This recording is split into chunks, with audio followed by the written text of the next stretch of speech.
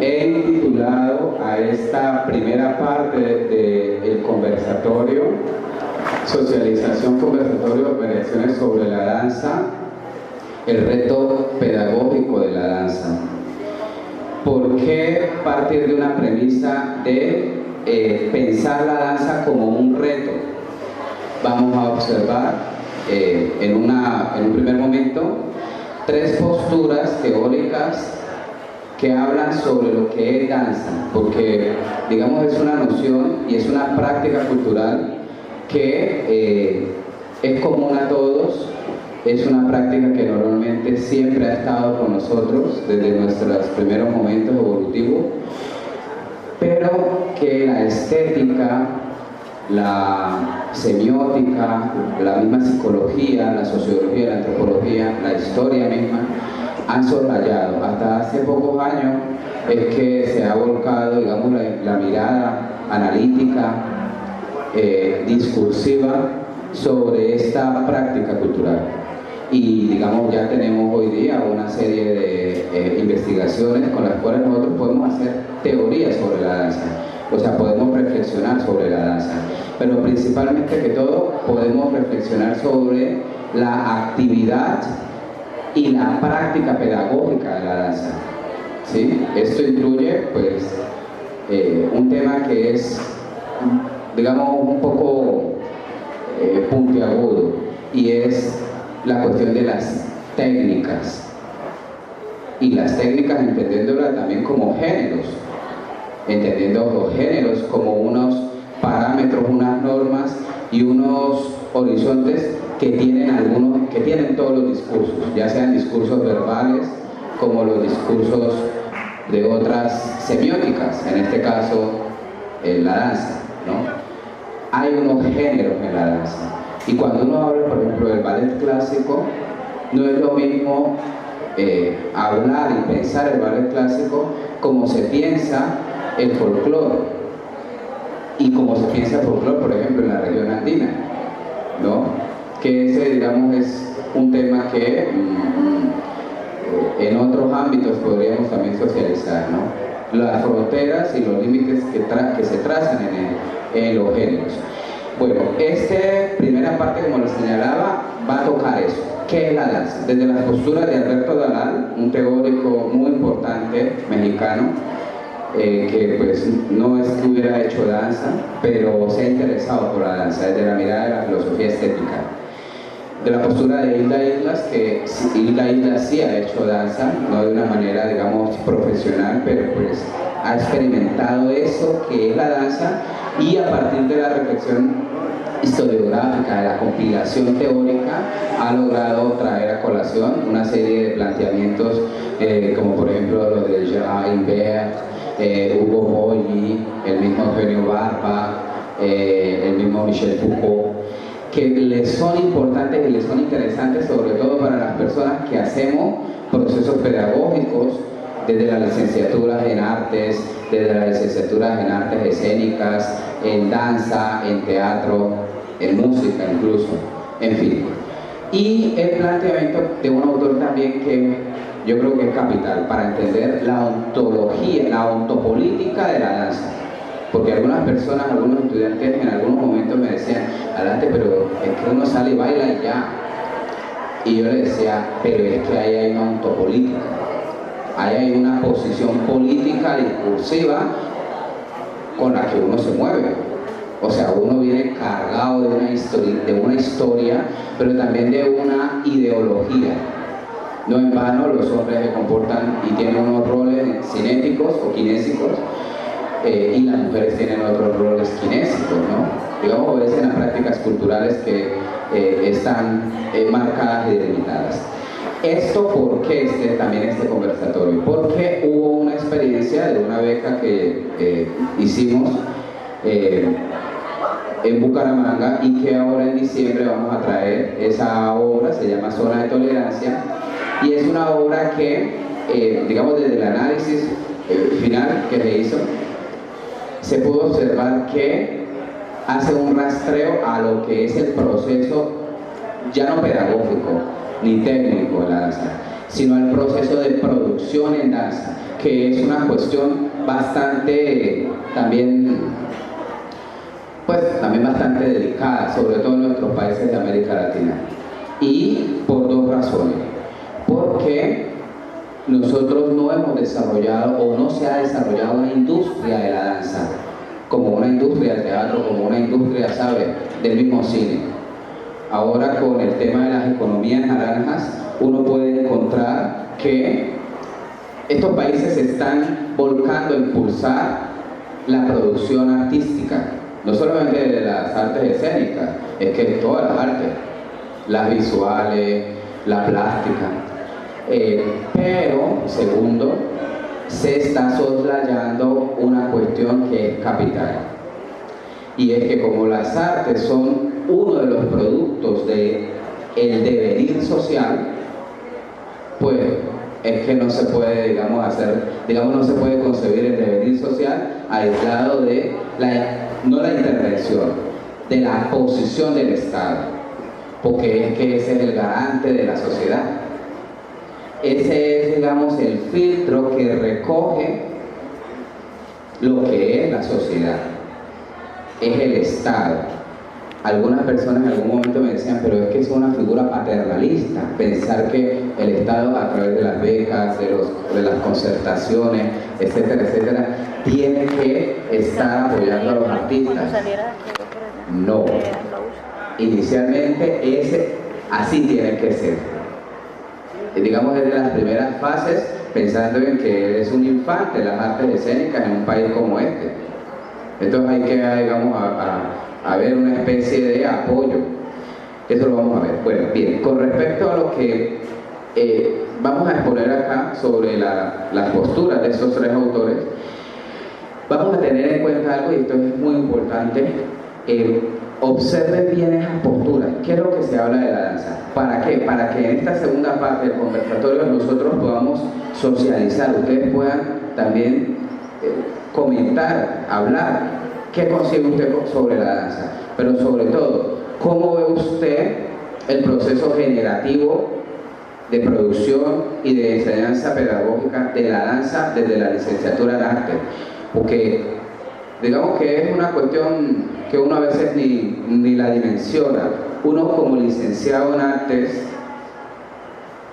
¿cómo dimensiona también el proceso de pedagogía de la danza? Pero no solamente entendiendo la pedagogía como una cuestión de enseñanza a bailar a las personas, de producir coreografía, de producir espectáculos teatrales, ¿sí?, sino cómo uno gestiona la institucionalidad y las colectividades de la danza en una ciudad como Barrancabermeja, que es una cuestión difícil.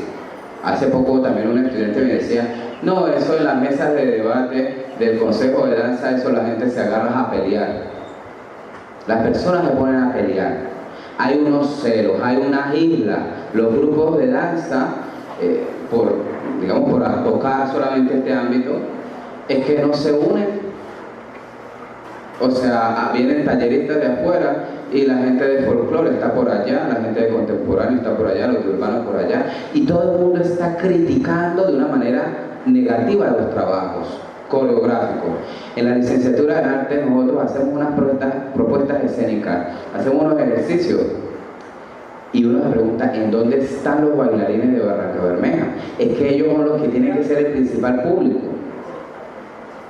Pero la gente no va, o sea, nosotros no vamos a ver a nuestros colegas, nosotros vemos el trabajo de nuestros colegas, y más que ver el esfuerzo, el trabajo que acaba de señalar, lo dice Hilda precisamente, la obra dancística es un trabajo, y es un trabajo que en él subyace el esfuerzo de una mano de obra, sentido social de que es que no somos Suecia, no somos Finlandia. Nosotros estamos empezando, o sea, nosotros estamos gateando. Y por ejemplo, en el caso, de la danza contemporánea, de la danza urbana, por ejemplo, que nosotros, para poder incorporar esos lenguajes de unas urbes que han pasado ya unos procesos históricos tan complejos, Oye, es que es un trabajo bastante difícil. Y miren los muchachos de danza urbana en dónde están entrenando. ¿En dónde les toca entrenar? Sobre todo en una ciudad como Barranca, que el calor es, ¿sabe? Y les toca entrenar en la calle, al lado a veces de los orines, del popó. Y uno a veces pasa y uno ve a esas personas y, ay, son locos allá. Pero es que están trabajando. Es que eso es lo que genera el proceso, eso es lo que genera la cultura, el desarrollo cultural de una ciudad. No la genera solamente un Botero o un Gabriel García Márquez. Es en esas colectividades donde de verdad se hace el empuje del devenir social y del devenir cultural. Entonces, por eso es que es importante entender que el arte de la danza consiste en mover el cuerpo dominando y guardando una relación consciente con el espacio. Y no es solamente uno moverse por moverse o aprender una técnica y uno desarrollar unas competencias físicas e histriónicas. Es ser consciente del lugar en donde uno está, de ese espacio en donde uno está inmediato, ¿sabe? Porque si uno va en su puesto, pues se fue contra el otro bailarín. Pero es también el otro espacio, lo que nosotros hemos dado en llamar nuestra región, nuestro contexto, es nuestro entorno. Y esto es una situación bastante delicada. Yo quisiera que ustedes tomaran nota con lápiz labial de esto para que ahorita ustedes también hablaran cómo se siente usted como bailarín, como licenciado en artes, como intérprete, frente a sus compañeros, frente a sus docentes, frente a sus colegas bailarines. ¿Usted se siente apoyado? ¿Cómo ve usted la pedagogía de la danza para sensibilizar? Porque uno puede decir, uno hace pedagogía y enseña a los chinos a bailar y se aprende la coreografía y eso, pero personas sensibles, sensibilizar desde la danza, oye, eso es otro cuento. Y ahí a uno como persona, como docente, le toca bajarse del bus y dejar los egos, porque si algo tenemos los colombianos es que tenemos unos egos, pero grandísimos. Y eso es una cuestión que, por ejemplo, precisamente en esta, digamos, toponimia o en esta caracterización que hace Dalal, uno lo ve. O sea, la cuestión del cuerpo como principal vehículo para que sea posible la danza o la semiótica de la danza demanda unos cuerpos que sean sensibles. ¿Y sensibles con qué? Con lo humano. Es que antes que nada, antes que bailarines, antes que licenciados, antes que historiadores, antes que cualquier otra cosa, nosotros somos seres humanos y necesitamos, ¿sabes? No solamente el apoyo, también, digamos, el consejo, ¿no? Bien, ¿cuáles son los elementos de la danza, muchachos? Para que ustedes ahorita también puedan, pues, pensar en la pedagogía nosotros a qué le apuntamos con respecto a estos elementos. El cuerpo humano, ¿cómo vemos nosotros el cuerpo humano? Por ejemplo, nosotros en el ballet clásico hemos tenido un problema bastante difícil, bastante punzante, y con los de cuerpo y movimiento 1 y 2, digamos, lo tratamos. ¿Cómo uno puede hacer un enfoque pedagógico constructivista con el ballet clásico? Es que es una técnica que surge precisamente en un siglo y en un contexto que eso no existía. ¿Qué buscaba la Francia del Rey Sol? El máximo de explotación del ser humano, la máxima virtuosidad del cuerpo humano, alejarse de la tierra, alejarse de lo natural, porque es que nosotros, esto que somos animales. Otro ratico más y nos empieza a sonar las tripas y ya, y no vale que sea usted doctor, magíster, somos carne, como diría Fontanille. Antes que nada somos una exteroceptividad, somos piel carne, y ante eso no hay marcha atrás. Pero también como nosotros podemos catalizar eso y canalizar eso desde la sensibilidad, y la sensibilidad para poder entender de que más que enseñarle al niño a abrirse de piernas, a hacer una primera posición, a conseguir un virtuosismo técnico, es enseñarle a que reconozca que esa disciplina tiene eso, es conductismo. Pero es que eso no es malo tampoco, o sea, pues uno si pone al pelado de 5 años y solamente le deja enfoque, ¿no?, aprendizaje significativo y aplicarse, pues en un futuro, ¿qué va uno a recoger de ahí? No es que los enfoques pedagógicos tengan la suerte de experiencia que han tenido otras dimensiones de las ciencias, de otras ciencias, que van en escala. Y como diría el mismo Karl Popper, un estadio científico, un proceso científico va subsumiéndose sobre otro. Y la teoría de la falsación es eso. O sea, hay una salida acá y después tiene que surgir otra cosa. Se tienen que falsear las posturas para que la ciencia pueda devenir, pueda tener su discurso. Pero en esto, en los enfoques pedagógicos a veces no pareciera actuar así. Porque sí se necesita reconocer que para una técnica, como por ejemplo, qué sé yo, la gente que hace piano, la gente que hace la técnica Suzuki, oye, es que no hay otra manera. A uno le toca dominar la musculatura de la falange y el oído y aprestarse de una manera para poder tener las competencias que se requieren para tocar una pieza, interpretar alguna pieza de Bach o de Chopin, qué sé yo, de Balbastre. Y lo que pasa en la danza, si uno quiere bailar más ballet, es que a uno le toca gastarse unas 3-4 horas diarias trabajando el cuerpo. Pero eso no es lo único.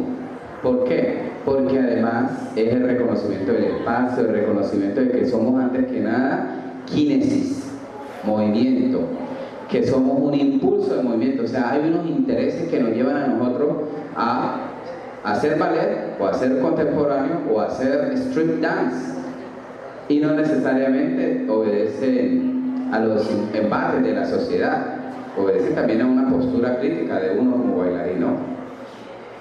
El tiempo, la relación de la luz-oscuridad. Antes que nada, nosotros tenemos que saber que como fenómenos que nos ponemos en escena gracias a ¿qué? A unas posibilidades de una luminotecnia, de unas condiciones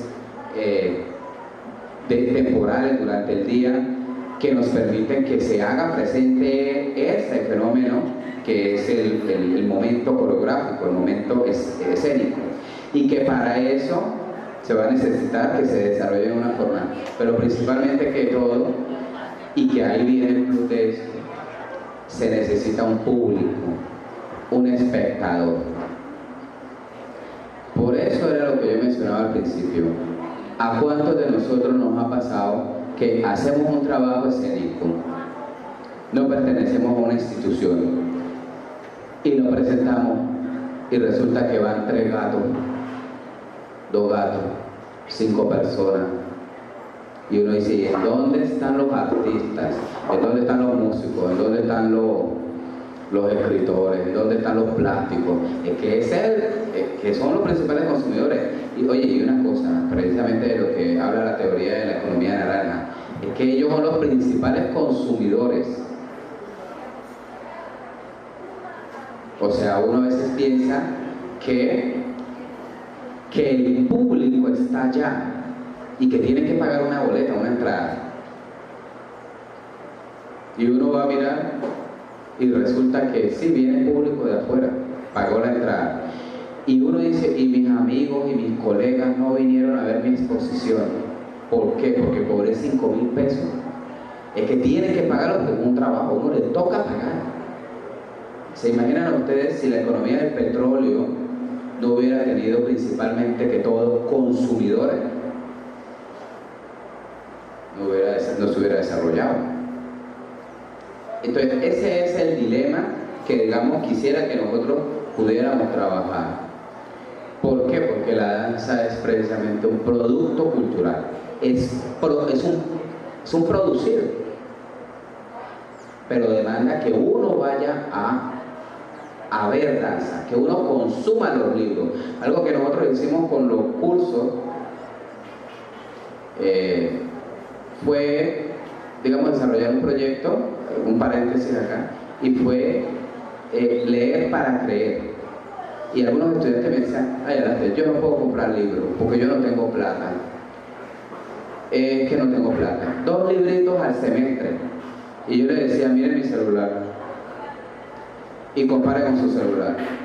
Y estudiantes que tienen celular que valen más de $1.000.000. Y yo le decía, ¿usted tiene plata para comprarse un celular y no tiene plata para comprarse un libro de 30.000, 40.000 pesos? Este señor nos facilita la comunicación inmediata, pero este señor también nos está trayendo unas consecuencias nefastas para nuestra sociedad.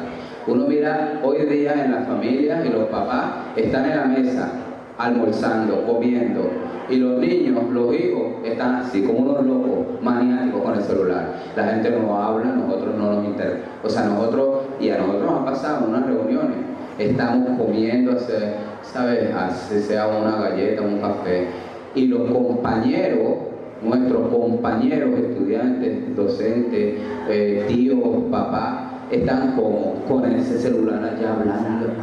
Pero van y se encuentran con esas personas con las que están hablando y no hablan. Están entonces con otros, como unos locos. Es una locura. Esa es la locura de la que habla Byung-Chul Han, el filósofo coreano-alemán, en el Enjambre, precisamente. Es que es una sociedad lisa, la sociedad del iPhone. Todo lo queremos liso. Unos reductos de sociedad que buscan precisamente la individualización. Y en ese problema radica el que, oye, que no podamos desarrollarnos, no podamos generar movimiento de producción artística y cultural en nuestras sociedades, en nuestras ciudades. Trabajos que se echan 3 meses, 4 meses de montaje. ¿Cuánto nos echamos en 100? En la obra 100, ¿cuánto más o menos echó eso? 1 año más o menos. Porque eso no fue tampoco 1 año, fue más. El guión, pensar, agarrarse de las mechas, uno ¿sabes? Cuando estás haciendo el montaje, la preproducción. Oye, y es que eso no es trabajo. ¿Y cuántas veces la hemos presentado? ¿Ya le hemos sacado un poquito? 5 veces nomás. Café Müller, Bloch de Van den Kabels, Café Müller de Pina Bausch, Don't Cross the Street de María Teresa de Kirchmacher, obras que echaron 1 año, y durante el año, solamente en Bélgica, solamente en Alemania, solamente en Israel, se han presentado 200, 300 veces. Pero 200, 300 veces donde la gente es así. Y no va gente de Israel solamente, de Tel Aviv. No va gente solamente de Bremen o del Wuppertal. No, es que va gente de otras ciudades, de otros países. Y compran la boleta con meses de anterioridad. Acá, por ejemplo, la obra esta que fue, ¿sabes? Y no lo digo yo, digamos la crítica de la danza de este país lo mencionó. Esta obra In Silo de Peter La Factoría del coreógrafo este español, se me fue el nombre. Una obra beca, una obra que se llevó, ¿sabes?, bastantes años y menos de 50 funciones, con un público de 20, 30 personas, 40, a veces 100 personas. Y yo me encontraba en Bogotá con gente y le preguntaba, ¿y qué le pareció In Silo? Me decía, no, yo no he ido a ver esa obra. Yo le decía, usted no es bailarín, usted tiene como unos 30 años bailando, ¿usted qué ve? Yo digo, acá en Barranca, los límites entre Barranca y Bucaramanga que no son nada, son 2 horas, y eso por la cordillera, pero yo no quería menos. Pero muchas veces se presentan estas obras, y yo lo digo por mí mismo, y ahí me da pena reconocerlo. Pero a mí me han mandado, mis antiguos estudiantes de Dante, de Sedanza, me han mandado N cantidad de veces información de que se presentan con Yerma, del maestro Augusto Berrió, que se presentan con la obra de Mare, ¿sabes? Con todas las obras que ellos tienen, y uno no va. Yo no he ido. ¿Por qué? Uno me pregunta, ¿por qué uno asume esa actitud? Pero yo también veo que cuando ahora que se presentaron las becas del instituto, estas becas del Instituto de Cultura, los bailarines no fueron a ver la obra de Ana Isabel, a ver la obra de la gente que de San Vicente. Entonces, ¿cuál pedagogía está uno hablando? Jesús. ¿De qué pedagogía uno está hablando en la enseñanza de la danza? Pedagogía, enseñar a los chinos allá que se muevan y se aprendan qué es la diferencia entre una cumbia y qué sé yo, la técnica Flying Love. Volviendo al tema de los libros, otros estudiantes me decían, ay, adelante, ese libro no, ese libro es que tiene 80 hojas, chico, yo no tengo tiempo. Y él decía, ustedes como licenciados en arte, ustedes como trabajadores sociales, como comunicadores sociales, etcétera, etcétera, de acá sale como académico.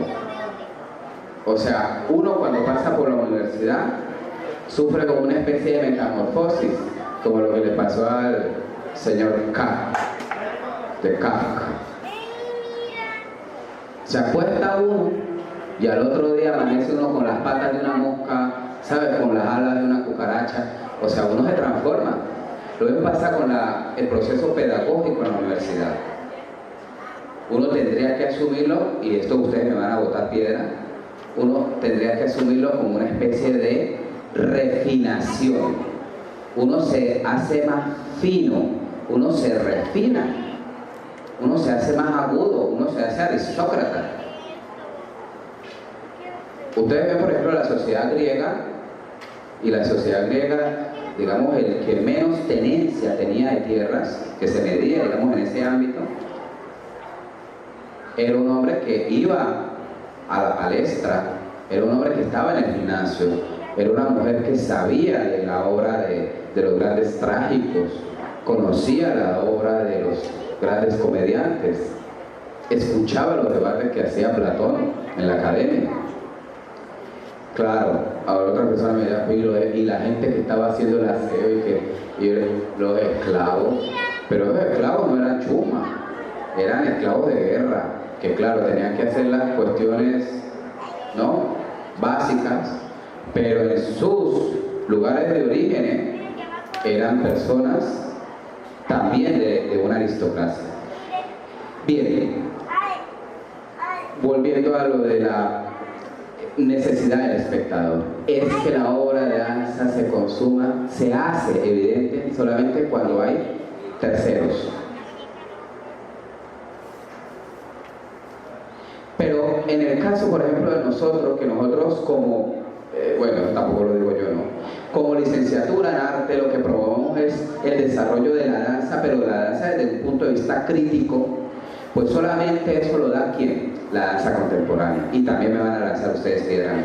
Pero es sobre la única disciplina de la danza que los teóricos han volcado la atención. Ahora Alberto Doral, Hilda Isla, Martin John, en su momento, porque ya está muerto, hablaron del belly dance, hablaron del folclore, hablaron del tango, etcétera, etcétera. Pero es en realidad en la danza contemporánea en donde se cristaliza la apuesta de la danza como arte, que es el dilema que hay entre la artesanía, en el caso de las clásicas, la artesanía como el trabajo de expresión del sentir popular, y el arte, pensando el arte como si fuera, digamos, el trabajo de una postura disciplinaria, de trabajo donde hay antes que nada, conciencia y reflexión y postura crítica.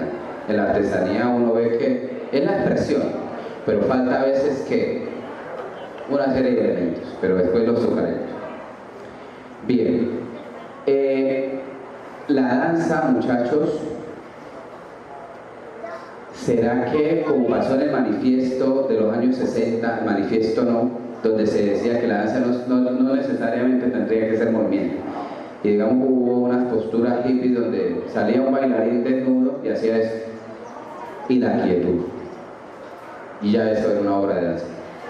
Entonces, nosotros hoy día, ¿cómo concebimos eso? Porque también tenemos, digamos, unos embates de unas posturas, unas ideologías que conciben a la danza como un rebajamiento del trabajo físico y del trabajo histriónico y del trabajo de creación colectiva.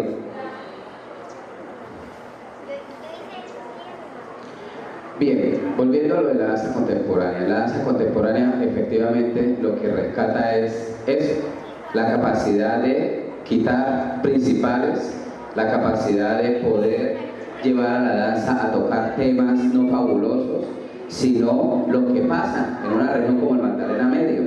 Uno se pregunta, ¿qué está haciendo la cumbia? ¿Qué está haciendo la tambora hoy día? ¿De qué está hablando?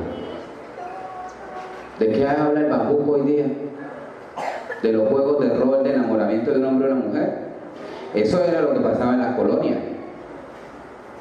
Pero hoy, ¿qué es lo que pasa, por ejemplo, en los pueblos donde se gestó y se desarrolló el bambuco en el proceso colonial? Hay otras comunidades, hay otros movimientos sociales.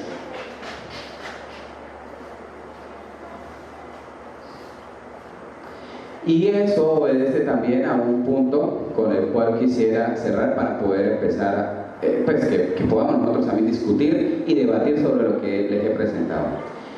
Con la coreografía, que eso es un tema, digamos, que obedece también a una época, a un momento histórico de Europa, uno tiene la posibilidad de inscribir en los cuerpos de las personas unos discursos. ¿Los discursos de quién? Del coreógrafo, del director. Por eso es que el llamado es pensar, es a pensar. Nosotros en nuestro proceso pedagógico seguimos reproduciendo el discurso del coreógrafo, el que monta, el que dice, ustedes tienen que mover así porque es que esto nos da esto.